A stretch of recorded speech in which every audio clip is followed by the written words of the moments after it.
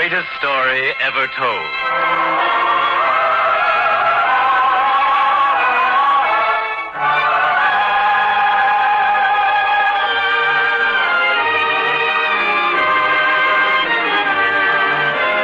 Today, we present The Loaves and the Fishes, a drama based upon an event set forth in the 6th chapter of the Gospel according to St. John, an event from the greatest life ever lived.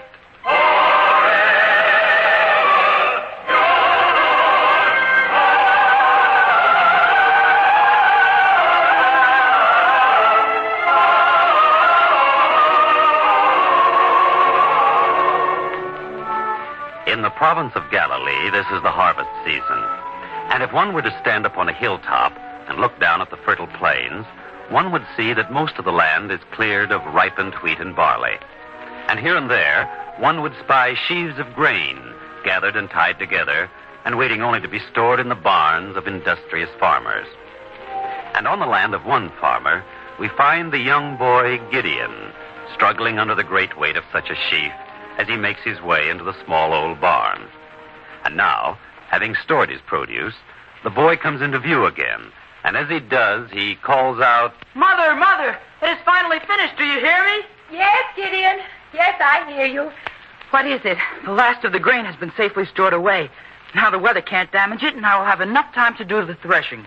Then it means that we can start out now to find the master. Yes, Mother.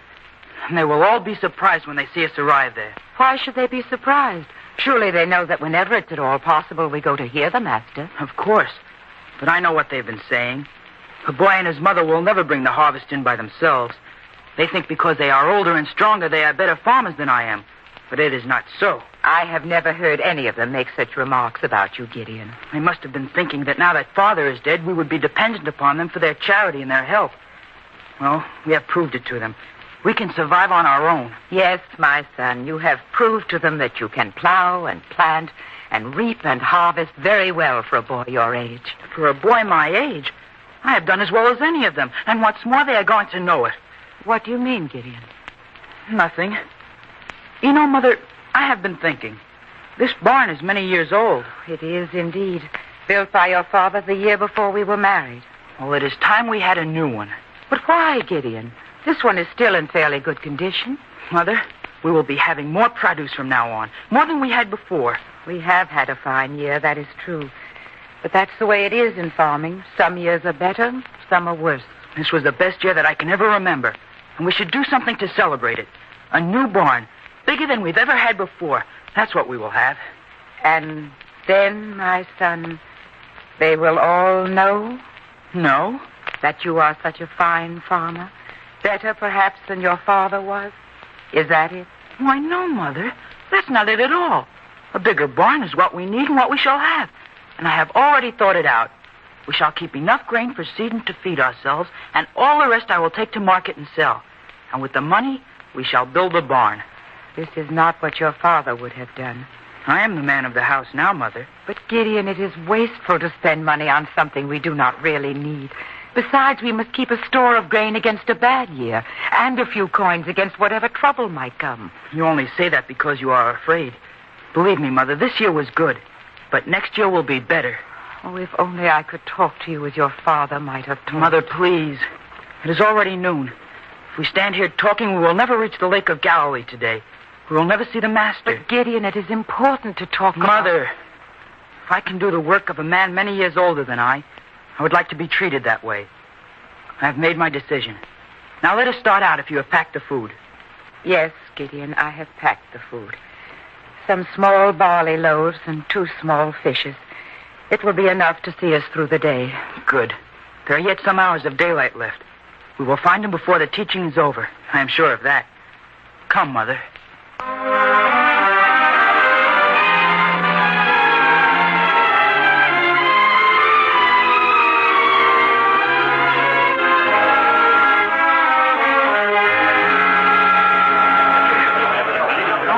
Imagine, Gideon, so many people gathered here at the shore of the lake. I've grown used to seeing hundreds of people gathered to see him.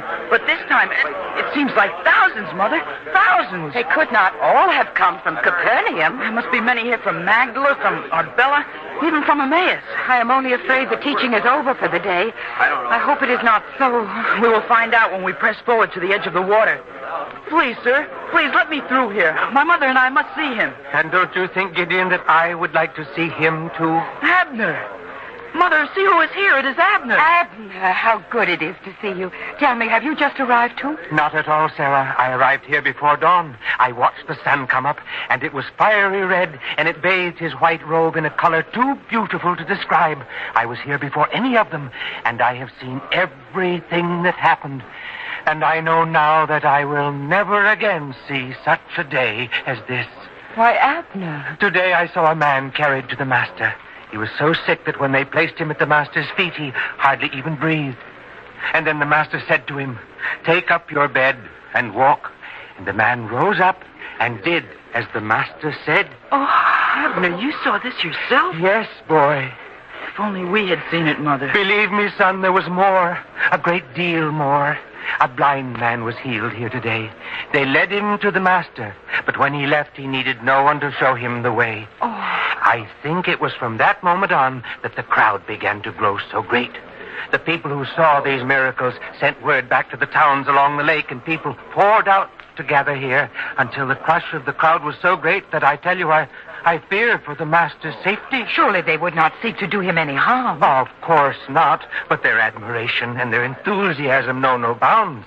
Thousands of people press forward to be near him, just to reach out and touch his garments. Such enthusiasm for the master is good to see, and yet, you know, in a way it makes me very sad. But why, Abner? You've always been one of those who felt that more people should know about the master's way of life. Exactly, Sarah. It is the teaching really counts. And I'm afraid somehow they are so eager to see miracles, they do not pay enough attention to the teaching. And you can't imagine the wonderful things that he taught today. Gideon, Sarah, listen to what he taught us. These are his very words. Love your enemies. Do good to them which hate you. Bless them that curse you. And pray for them which despitefully use you. Abner, if such a spirit of love and forgiveness could prevail in this world, there would be an end to all man's troubles. Isn't that so, Gideon? Yes, Mother. Yet, wonderful as that was, Sarah, he said one thing which was even better, that seemed to sum up all his teaching. And if a man were to remember that and nothing else, he would be a true follower of the Master. You say there was one teaching which did all this? These are the words. And as ye would that men should do to you, do ye also to them likewise. Gideon, if only we had been able to hear him say these words himself. Surely, Mother, we could not leave the harvest in the field. It would rot. I'm not blaming you, Gideon. And tell me, Gideon, how was your harvest? The greatest harvest in our land in my lifetime. Really? So you don't believe it? Oh, I don't doubt your word, my boy. You are like the rest of them. Ever since my father died, you've been waiting for things to go wrong. You've been saying among yourselves, he's a good young boy, not able to take care of such a farm. Well, very soon you will see what kind of harvest I had. Believe me, Sarah, I did not mean to hurt the boy's feelings. You need not worry about me. Please, my son, Abner meant no harm. He was simply having neighborly curiosity. And you've grown angry and insulted him. This is no place for anger and harsh words. We have come here for only one purpose, to hear the Master teach. I'm sorry, Mother. But you will have to grant me one thing. I was right in what I told you earlier. Well, I tell you now, I am more determined than ever to show them, to carry out my plan. Enough of this talk. Come, we must draw close to the Master to hear everything he says. And see every miracle he performs. To me, his words are miracles. What's the matter? What's happened? Gideon, can you see it? I don't know yet. Wait. One of the Master's disciples has just climbed up on that rock. He's going to speak. Yes, it is Peter. My friends, please, Please listen to me. My friends, the Master has been teaching you since early morning, and he has done many wonderful things as well. To accomplish all this, he has given much of himself. I ask that you allow him to rest now. Tomorrow, when he is fresh and renewed in strength, he will teach you again. You know there is nothing he loves more than to teach you. But today... I heard that he told a sick man to take up his bed and walk, and the man did. We have heard all the wonderful things he has done this day. We wish to hear him now. Now, Master, please. So many of us who come here to listen. I'm sorry, my friends. Sorry.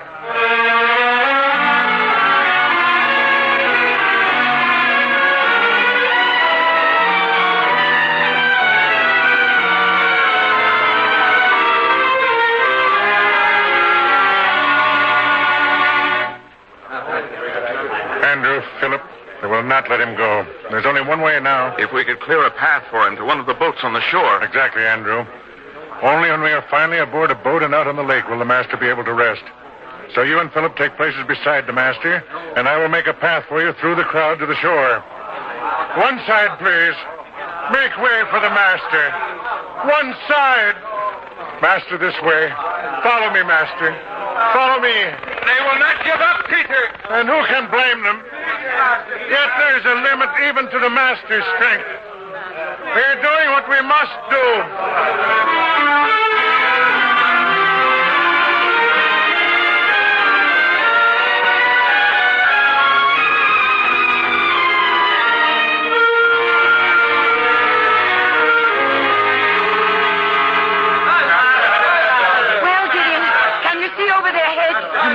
Disciples have made their way to a boat, and they have just cast off from the shore. We are too late, Mother. Perhaps we are. Yet I feel that his disciples have done the right thing. Gideon, did you see his face? The cares of the world were in it. Believe me, one less strong than he could not carry such a burden. Yes, he needed the rest. We came all this way, came so close to him, and now he is gone. Mother, perhaps we'd best go home, too. No, let us rest here. It is a good place for us to have our meal. You still have the basket, Gideon, don't you? Yes, Mother, here it is. I thought in the crush of the crowd you might have lost it. No, Mother. The loaves and the fishes are still in it. And as soon as the Master's boat is out of sight, we will rest here and eat. But I do want to watch him as long as I... Gideon, what is it? Look, Mother. The whole crowd is starting to run. Is there some trouble? Maybe I know, Sarah. Oh, Abner, I didn't know you were still with us. Well, what is it? What do you think? Look, out there. See the Master's boat? Notice that it is not headed out across the lake, but goes along the shore. That's right, sir. And with such a slight wind, it cannot go very fast. Exactly. So that's why everyone is running. They're following the boat. They wish to keep the Master in sight as long as possible. Then come, Gideon. Come. We may yet hear the Master after all.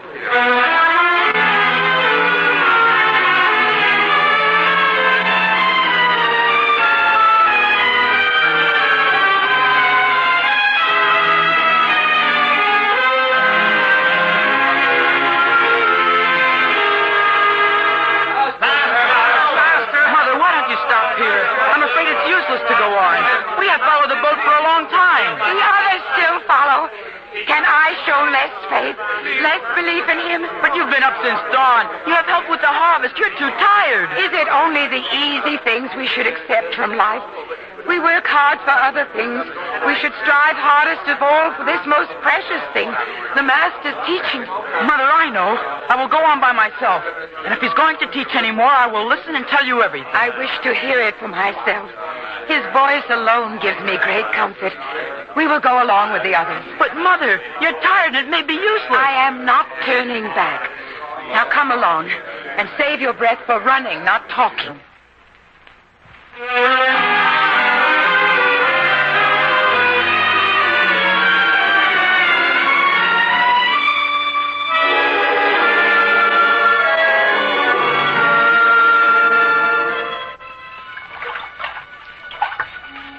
Well, Andrew, no more wind than before. Not enough to carry us across the lake.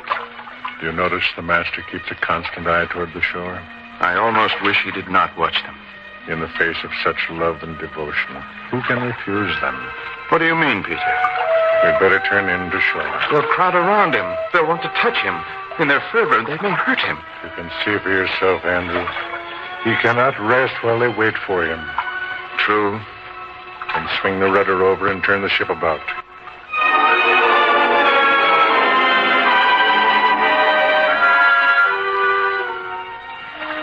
Well, Peter, soon the vessel will be scraping shore. They'll be thronging around him again. Isn't that why he was sent? To draw the people to him? I see us coming in. Their first rush as we reach shore will be like a tidal wave rising out of the sea. I'll try to hold them back, but you keep a firm hand on the rudder. I'll do my part. We should be scraping the sand any moment. I'll tell the master. Master. Peter! Peter! This way, master. This way. Friends, please. Allow the master to step on shore. He'll teach you. Only give him the chance, please. This way, master. Let me help.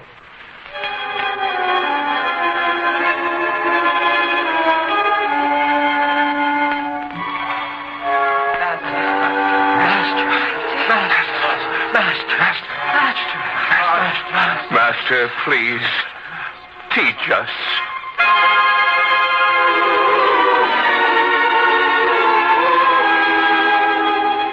Lay not up for yourselves treasures upon earth, where moth and rust doth corrupt, and where thieves break through and steal. But lay up for yourselves treasure in heaven, where neither moth nor rust doth corrupt, and where thieves do not break through nor steal. For where your treasure is, there will your heart be also.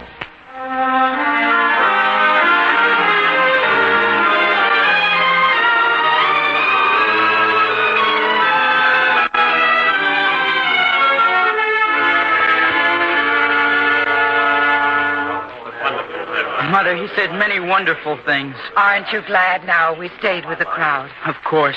But I think he's really finished teaching now. It's getting dark. The sun's gone out of the sky. Shouldn't we go home? No, we'll wait. But, Mother, I'm hungry. It's long past mealtime now. And isn't it long past mealtime for everyone? If the others stay, we'll stay. Besides, we are the fortunate ones. At least we have some food with us. The others came empty-handed. It was just good fortune that we brought our little bit of food. Whoever expected we'd be so far from home at so late an hour? Can I ask him to speak again? After he's been teaching all afternoon? Yet I think he is going to speak again. Wait. He's speaking, but I can't hear him. Can you, Mother? Then maybe he speaks to his disciples alone. Come a little closer, Gideon. I must hear him. Now we're close enough. There's Peter talking to the master. So many thousands of people. And most of them so far from the town they cannot be home for hours. Yet they are hungry now. Master, what can we do?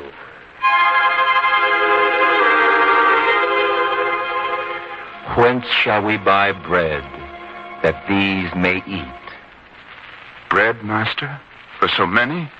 We could not buy enough bread for as many people as are here, even if each only had just a little, a crust. True, Master. Even if we had the money, who could sell us so much bread? There are thousands of people, Master. Thousands. Peter, maybe some of the people brought food with them. Wouldn't they share it with the others? We'll go among them and find out who has food and who's willing to share. Yes, Peter. Come, Philip, John. We'll go out among the crowd. Mother, did you hear? Yes, Gideon. They're going to collect enough food to feed them all. But who else has food? I saw no one with any. We have so little. What good could that do? Still, if the others need it, we should give what we can. But, Mother, it would only be wasted. We could not share this with a handful of people, much less with this crowd. Nevertheless, Gideon, whatever we have, we should share. The master would want us to. Now go, give the basket to Andrew. But, Mother, what... Go, Gideon. Do as I say. Yes, Mother. Sir? Yes, my boy? My mother and I, We heard the master's concern about food to feed all these people. We do not have much, but we wish to give what little we do have for what good it might do. It's kind of you to offer it. Very kind. We thank you. Before you start to thank me, sir, look here in the basket. Only 5 little barley loaves and 2 small fishes. Hardly enough for even a few people. And still you offer it? My mother offers it. Come with me, son. This way. Where are you taking me? To the master. To the master himself? Come along. This way through the crowd.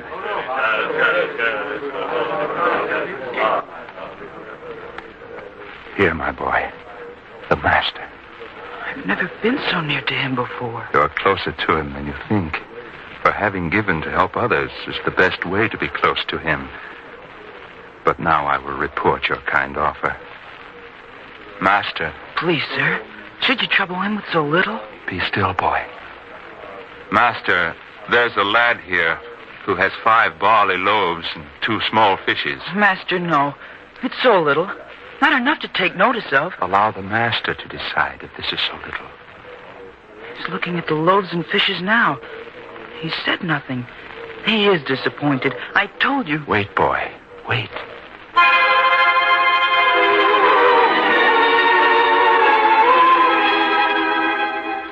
Make the people sit down. Yes, master. Everyone, please. It's the master's request. Find places. Sit down. And now, master, what shall I do? He's reaching into the basket. Of course. I should have known, master. The loaves. You wish to bless them. Here, master. I'll spread the loaves out before you. Here. 5 of them. They're blessed now. But now that he's blessed the bread, who's to eat it? The choice is his to make. Wait, he's motioning to the others.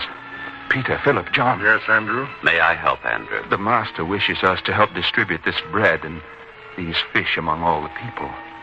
So little for so many? It's as he wishes, Peter. Of course, Andrew. Master, my share to distribute? But, Master, you've given me all the loaves.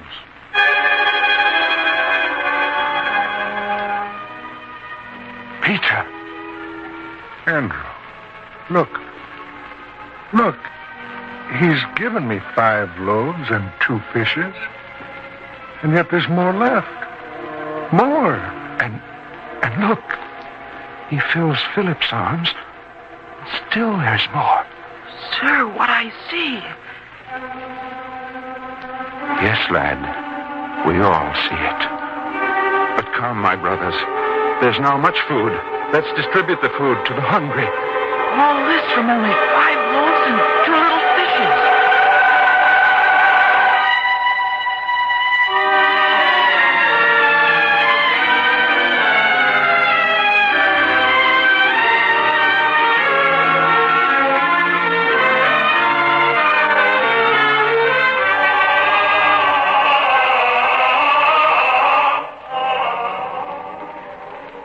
And we were here, my son.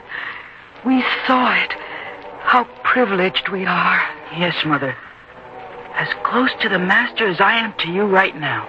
And everyone, all the thousands, had enough to eat from our little basket. We've seen a great miracle this day. Look at them now around the campfires, singing and happy. Where only a little while ago they were hungry. They've all had enough to eat. More than enough. Even we have some left over from our share. And I was ashamed to approach Andrew with the little we had to offer. If you had not insisted, Mother, I wouldn't have done it. You see, Gideon, your mother is right sometimes. Of course, Mother. Then, Gideon, remember what I said this morning. Please, Mother. I have made up my mind about that. Gideon, it shows no weakness to change your mind. It would be better to be frugal, to store up grain for next year, instead of selling it all to accomplish a vain purpose. It may be vain to you, but it is very important to me, and there is nothing for you to worry about. Isn't there? I told you. Next year will be even better for us. I have plans. How can you be sure? Because in some way these things happen. A If you put your mind to it, if you work at it, there's always enough somehow. Why, the Master proved that to us. You saw it. Thousands of people, all hungry, all with nothing to eat. Only we had 5 loaves and 2 little fishes. And yet the Master made it enough for all of us. Something always happens, Mother. So why should we save and scrimp? Please, Gideon, I'm only advising you for your own good. I tell you, it was a sign, an omen from the Master. When there was once little, he provided a feast for everyone. Gideon, I wish I were able to show you how wrong you are. After what I've seen, nothing you can say will convince me. Why, Oh, you, sir. Peter. Yes, my boy. Well, have you eaten enough? We have, sir. Then will you be good enough to help us? Help you? But everyone is already fed. Now that they are, we have work to do. First, may I have the food that you have left? Didn't you have enough? Surely everyone else did. Oh, I had my fill, but I'm gathering up what is left. All his disciples are gathering up the fragments now.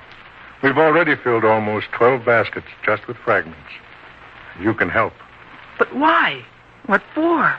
Because it was his word, only a few moments ago. He gathered us to him and spoke to us in these words. Gather up the fragments that remain, that nothing be lost. Sir, the Master said that? Yes, my boy. He performed a great miracle.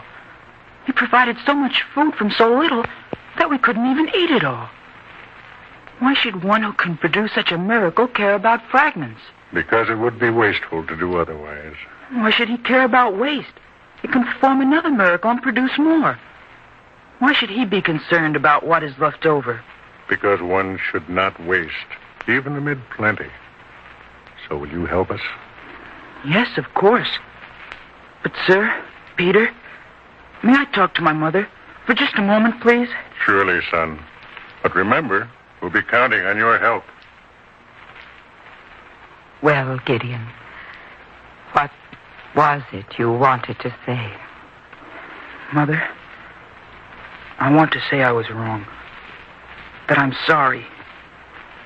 I never expected that the Master himself, who can work such miracles, who can create such plenty out of want, that he would care about the fragments, would worry about their being wasted. You must be right, Mother.